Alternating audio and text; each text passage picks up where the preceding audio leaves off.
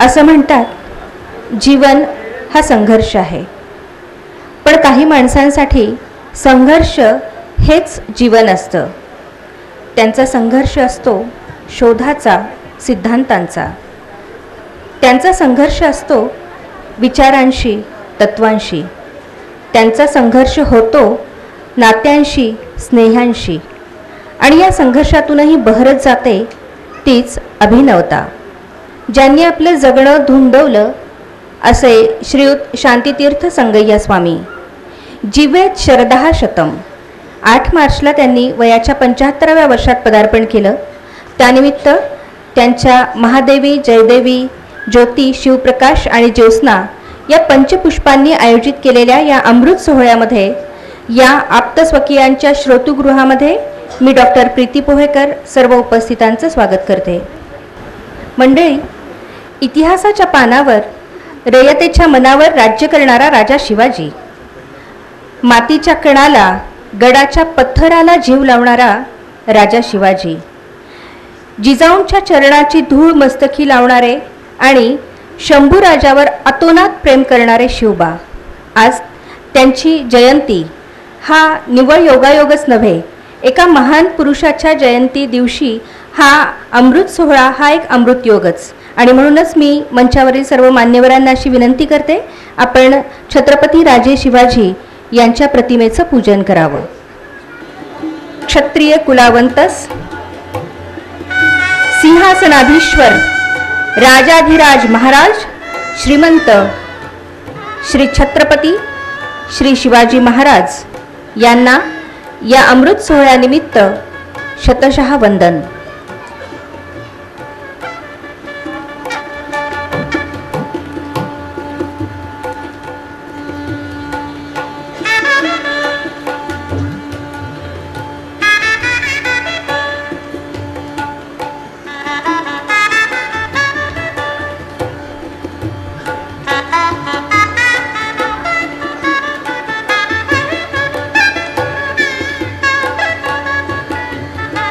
आपल्या कुटुंबातले ज्येष्ठ हे आपल्याला वंदनीय, पूजनीय असतात, ही आपली संस्कृती.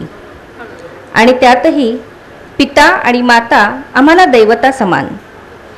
त्यांच्याविषयीच्या भावभावना शब्दातीतच. पण प्रार्थनामय शब्दसुरात आपल्या भावना व्यक्त करणार आहे सौभाग्यवती ज्योत्स्ना निलावार.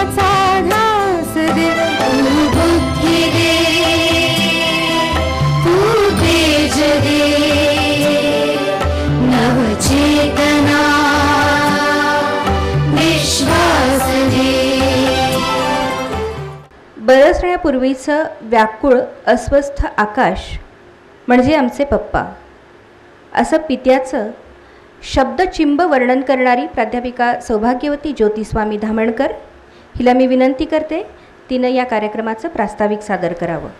सन्माननीय डॉक्टर इरेश स्वामी, आजच्या कार्यक्रमाचे प्रमुख अतिथी, आजच्या कार्यक्रमाचे अध्यक्ष सन्माननीय सोमनाथ रोडे सर,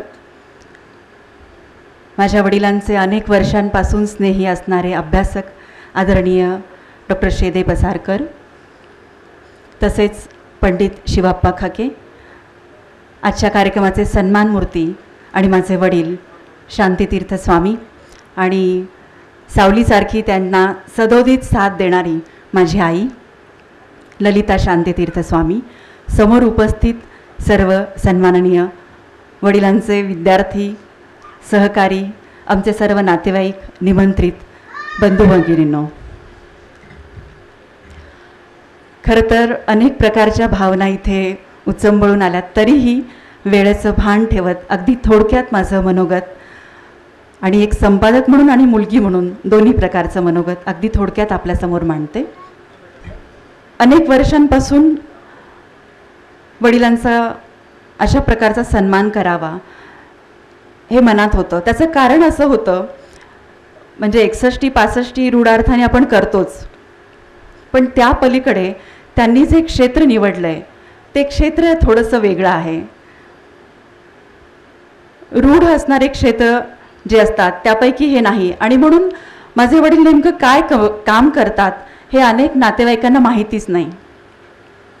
गेले 50 वर्ष सातत्याने ते भटकंती करतात, काहीतरी शोधत असतात, इतकंच त्यांना माहिती आहे. आणि या निमित्ताने अशा प्रकारच्या हे सगळं त्यांचं काम जे आहे किती मोलाचं आहे हे सगळ्यांच्या समोर यावं असं अनेक वर्षांपासून वाटत होतं. त्यामुळे काही महिन्यांपूर्वी मी माझ्या भावंडांसमोर हा प्रस्ताव ठेवला आणि त्या सर्वांनी अतिशय आनंदाने त्याला मान्यता दिली. त्यानंतर आम्ही त्यांचे सहकारी जे आहेत, येरोळे गुरुजी, बेलुरे गुरुजी, संकाये, या सर्वांना भेटलो, तसेच कालिदास जोशींसारखे विद्यार्थी, आणि त्या सगळ्यांनी आम्हाला अतिशय बळ दिलं. म्हणजे कशा प्रकारे काम करावं थोडंसं त्याविषयी आम्ही थोडेसे साशंक होतो, परंतु या सर्वांनी आम्हाला अतिशय चांगला प्रतिसाद दिला. सुरुवातीला आम्ही 100 पानांचंच केवळ गौरवग्रंथ करायचं नियोजन केलं होतं, पण प्रतिसाद इतका उत्स्फूर्त आणि इतका चांगला होता की आम्ही सगळेजण खरं तर गैवरून गेलो. जवळजवळ 200 पानांचं पुस्तक मी हे केलेलं आहे. आणि मला अतिशय आनंद होतोय की माझ्या वडिलांचं जे व्यक्तिमत्व आहे ते व्यक्तिमत्व सर्वसामान्य नाही, त्यापेक्षा काहीतरी वेगळं आहे. त्या सगळ्या व्यक्तिमत्वाला न्याय देणारं लेखन त्या सगळ्यांकडनं अतिशय उत्स्फूर्तपणे आणि अतिशय सुंदर आलेलं आहे. हे सगळं लेखन त्यांचं जे आहे व्यक्तिमत्व ते सगळं लोकांसमोर येत असताना ते नेमकं कसं मांडावं याविषयी माझ्या मनात थोडी शंका होती. पण बेलुरे गुरुजींनी एक लेख पाठवला आणि आमचे तीर्थस्वरूप शांतीतीर्थ असं त्याचं शीर्षक त्यांनी केलं. आणि मग माझ्या लक्षात आलं की माझे वडील केवळ एक संशोधक नाहीत, केवळ नातेवाईक नाहीत, तर उत्तम शिक्षक म्हणून त्यांनी काम केलं आहे, उत्तम सहकारी म्हणून त्यांनी काम केलं आहे. आणि मग त्याच पद्धतीने सबंध ग्रंथाचं मी नियोजन केलं. एक संशोधक म्हणून ते कसे आहेत त्यांच्या सहकाऱ्यांनी सांगावं, तो एक विभाग याच्यामध्ये केला. सर्वप्रथम आशीर्वचन हा विभाग याच्यात केला, ज्यामध्ये आदरणीय महास्वामी जी चंद्रशेखर महास्वामीजी काशीचे यांनी त्यांचा आशीर्वाद आम्हाला पाठवला, तो सुरुवातीला विभाग घेतला. ज्यांनी सातत्याने माझ्या वडिलांचा गौरव केला आहे, त्यांचा सन्मान केला आहे आणि त्यांच्या कार्याची त्यांना जाण आहे, त्यांचं सुरुवातीला आपण आशीर्वचन याच्यात घेतलं आहे. आणि त्यानंतर गेले 30-40 वर्ष सातत्याने त्यांच्यासोबत काम करणारे जे सगळे संशोधक आहेत, डॉक्टर पसारकर, अनिल स्वामी, शिवाप्पा खके, या सर्वांचे, भिशी स्वामी, या सर्वांचे लेख संशोधक या विभागात मी घेतलेले आहेत. त्यानंतर सहकारी म्हणून बर्दापूरच्या रेणुक विद्यालयामध्ये जवळजवळ 35 वर्ष माझ्या वडिलांनी नोकरी केली आणि विद्यार्थ्यांच्याबद्दल, शिक्षकांच्याबद्दल त्यांना अतोनात प्रेम आणि माया होती. कारण आज त्यांना रिटायर होऊन जवळजवळ 20 वर्ष होत आहेत, तरीही त्या कोणाचेही ऋणानुबंध तुटलेले नाहीत. आणि म्हणून मग त्या सगळ्यांकडनं आम्ही मनोगत मागवली. त्याच्यामध्ये सहकारी जे आहेत त्यांचेही मनोगत आहेत, शिक्षकांचे, सहकारी या विभागामध्ये. तर गुरुजी म्हणून त्यांच्या विद्यार्थ्यांचे, या इथे त्यांचे सेवानिवृत्त झालेले विद्यार्थी जे आज त्यांच्या संपर्कात आहेत ते आज इथे आवर्जून आलेत, त्यांनी लेखही दिलेले होते, त्यांचे आम्ही गुरुजी या विभागातील लेख आम्ही समाविष्ट केलेत. याशिवाय तीर्थस्वरूप हा एक विभाग आम्ही याच्यामध्ये केला आहे, ज्याच्यामध्ये माझ्या वडिलांनी त्यांचे पुतणे, भाचे किंवा इतर सगळे नात्यातले जे सगळे आहेत, ज्यांना वडिलांसारखं ते मानतात ते सगळेजण, अशा सगळ्यांचे लेख आम्ही या विभागात घेतलेत. कारण त्या सगळ्यांच्या शिक्षणासाठी, त्यांच्या आयुष्यात ते उभे राहावे यासाठी सतत तळमळ त्यांच्या मनात होती आणि सतत त्यांनी त्यांच्यासाठी काम केलं. तर त्याचा एक विभाग आम्ही केला आहे. त्यानंतरचा विभाग आहे तीर्थरूप. आम्ही सगळे भावंड, ज्यांची मूळ संकल्पना ही होती, आम्ही सगळ्यांनीच आपल्या भावना याच्यामध्ये व्यक्त केलेल्या आहेत. त्यानंतर शेवटचा विभाग या गौरवग्रंथातला आहे सत्कार मूर्ती, ज्याच्यामध्ये माझ्या वडिलांचं मनोगत आहे, माझ्या आईनेही त्यांच्याविषयी काही लिहिलं आहे आणि शेवटी त्यांचा परिचय आहे. असा हा गौरवग्रंथ, ज्यामध्ये त्यांच्या सबंध व्यक्तिमत्वाचं जे चित्र आहे ते स्पष्ट व्हावं अशा पद्धतीने मी ते इथे मांडण्याचा प्रयत्न केलेला आहे. या गौरवग्रंथासाठी काही दुर्मिळ छायाचित्र पण आम्ही मिळवली. ती सगळी मिळवण्यासाठी आणि इतर माहिती मिळवण्यासाठी डॉक्टर शेदे पसारकर, पंडित शिवप्पा खके, अनिल स्वामी, बाबा गुरुजी बर्दापूरचे, त्यानंतर शिवानंद गुळवे, त्रिंबक येरुळे, कालिदास जोशी, विजयकुमार मठपती, हौगी स्वामी, विजयकुमार स्वामी या सर्वांनी हे जुने दुर्मिळ छायाचित्र आम्हाला मिळवून दिले आणि या ग्रंथाचं मोल अधिक अजून वाढलं. याशिवाय माझ्या वडिलांनीही त्यांच्या संग्रहातले काही जे दुर्मिळ हस्तलिखित आहे, छायाचित्र आहेत, तेही मला मिळवून दिले. त्यामुळे तेही याच्यामध्ये अंतर्भूत केलेले आहेत की कशा प्रकारचं काम ते करतात हे त्या निमित्ताने लक्षात यावं. हे सगळं काम करत असताना माझे भावंड जे आहेत सगळे, महादेवी, जयदेवी, ज्योत्स्ना आणि शिवप्रकाश, या सर्वांच्या सतत सूचना, सतत वेगवेगळ्या नवीन नवीन कल्पना, या सगळ्यातनं हा ग्रंथ, मी जरी त्याच्यामध्ये मुख्य भूमिका निभावली असली तरी या सगळ्यांच्या सूचना, या सगळ्यांचा सहभाग अत्यंत महत्त्वाचा होता.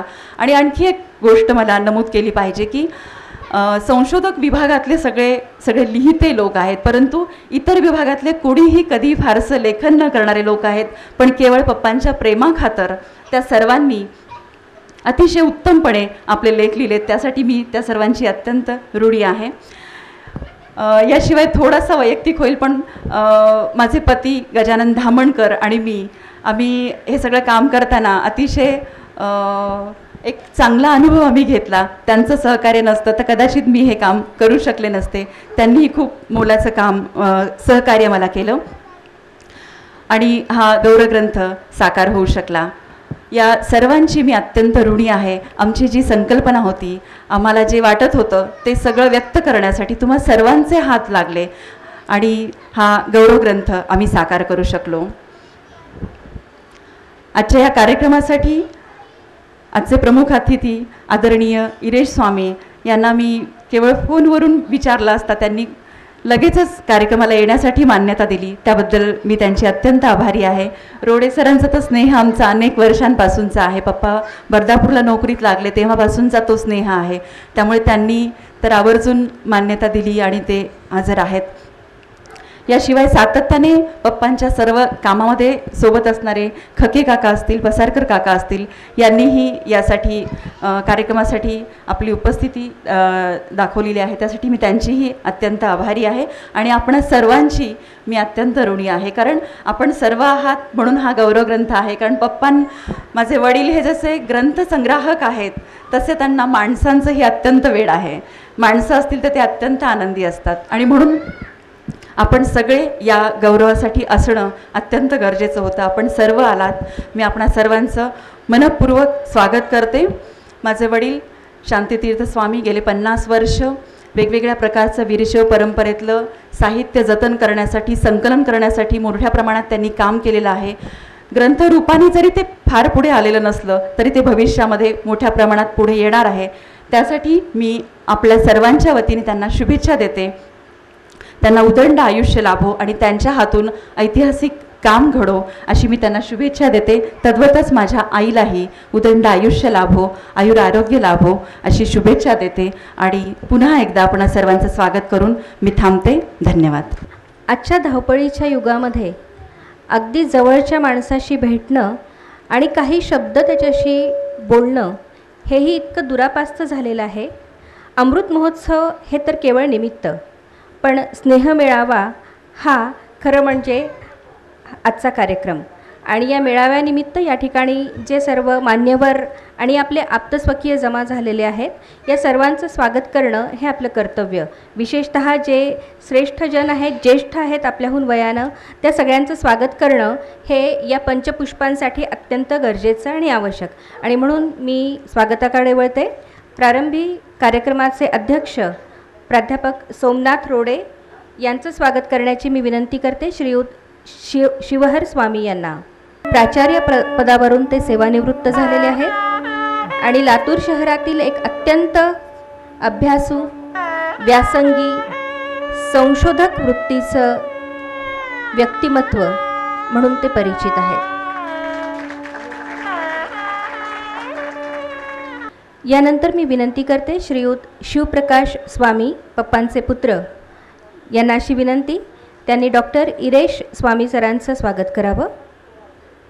डॉक्टर इरेश स्वामी सर हे सोलापूर विद्यापीठ सोलापूर इथले संस्थापक कुलगुरू ते आहेत, प्रथम कुलगुरू ते या विद्यापीठाचे आहेत. शाल, श्रीफळ आणि पुष्पगुच्छ देऊन शिवप्रकाश उपाख्य राजू हा त्यांचं स्वागत करत आहे.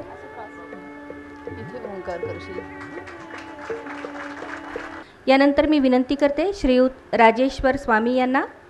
त्यांनी श्रीयुत शेषनारायण पसारकर यांचं स्वागत करावं.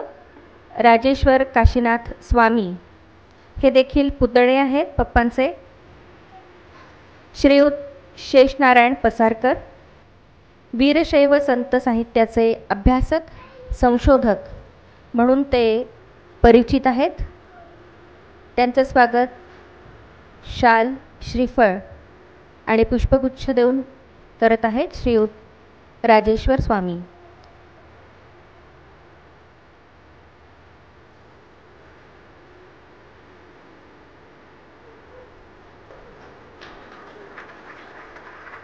यानंतर मी विनंती करते श्रीयुत हौगीराज स्वामी यांना. त्यांनी श्रीयुत अनिल स्वामी यांचं स्वागत करावं. श्रीयुत अनिल स्वामी हे देखील वीरशैव साहित्याचे अभ्यासक आहेत. वैभव स्वामी यांना विनंती, आपण हे स्वागत करावं श्रीयुत अनिल स्वामी यांचं.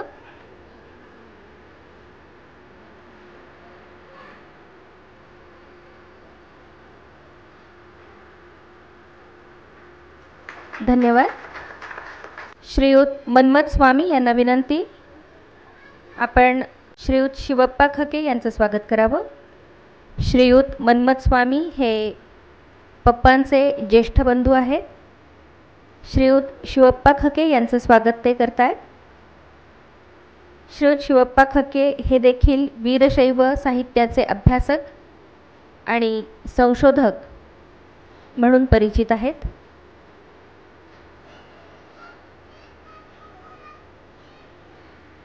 धन्यवाद.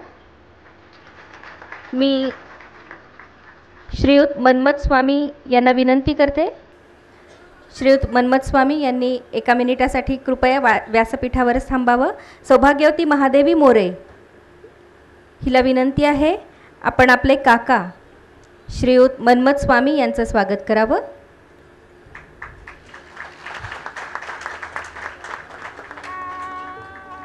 यानंतर मी विनंती करते श्रीयुत ज्ञानेश्वर पुजारी यांना. त्यांनी श्रीयुत सोमनाथ मठपती यांचं स्वागत करावं. जयदेवीचे ते यजमान आहेत. श्रीयुत सोमनाथ मठपती हे मेहुणे आहेत पप्पांचे, अर्थातच आईंचे ते बंधुराज आहेत. त्यांचं स्वागत केलं जात आहे. श्रीयुत